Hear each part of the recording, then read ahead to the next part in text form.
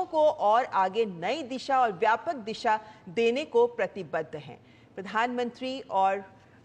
UK के प्रधानमंत्री दोनों के बीच इस वक्त चेकर्स एस्टेट में ये मुलाकात हो रही है और ये भी वेन्यू भी बहुत ऐतिहासिक है क्योंकि ये ब्रिटेन के प्रधानमंत्रियों का कंट्री रेजिडेंस माना जाता है और ये ऐसा स्थान है जहां पर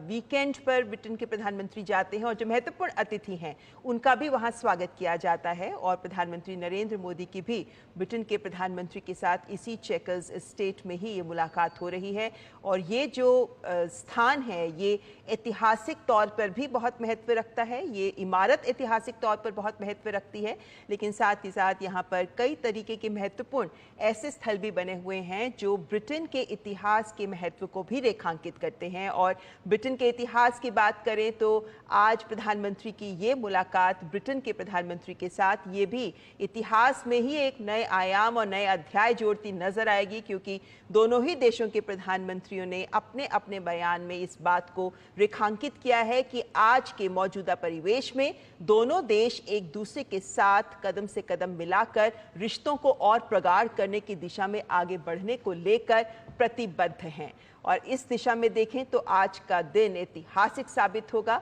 तो ये भी कह सकते हैं कि ये चेकर्स एस्टेट जहां प्रधानमंत्री नरेंद्र मोदी के ब्रिटेन के प्रधानमंत्री कीयर स्टारमर के साथ ये मुलाकात हो रही है, ये चेकर्स एस्टेट गवाह बनेगा उस इतिहास का जो आज दोनों देशों के बीच रचा जाएगा मुक्त व्यापार समझौते के तौर पर। दोनों देशों के बीच जो द्विपक्षीय वार्ताएं होनी है अब से कुछ ही देर में, उसके तहत भी दोनों देश एक दूसरे के साथ सहयोग के नए क्षेत्रों में क्या कुछ निर्णय ले सकते हैं, वो तमाम फैसले भी हमारे सामने होंगे। लेकिन बदलते दौर के साथ साथ जो वैश्विक चुनौतियां हैं उन सब के मद्देनजर इस बार ये के दौरे में जो दोनों देशों के बीच सहयोग के क्षेत्र सामने आएंगे वो ये भी दिखाते हैं कि ये ना केवल आज का सहयोग है बल्कि ये आने वाले वर्षों में, दशक में भी किस तरीके से दोनों देश आगे बढ़कर विभिन्न क्षेत्रों में सहयोग करना चाहते हैं उसको भी ये परिभाषित करता नजर आएगा। क्योंकि जब हम एफटीए की भी बात करते हैं तो ये एफटीए हालांकि ये जब इसके बाद प्रोसेस पूरी होगी उसके बाद अगला एक दशक महत्वपूर्ण रहेगा, जब एक दशक तक के बाद हम कह सकते हैं कि एफटीए के सारे प्रावधान जमीनी स्तर पर लागू हो जाएंगे। और इसीलिए हम ये कहते हैं कि जो ये रोड मैप 2030 दोनों देशों के बीच का रोड मैप है, ये रोड मैप अगले 10 सालों में एफटीए के जो अगले 10 साल हैं उनके भी लक्ष्यों को हासिल करने में महत्वपूर्ण रहेगा।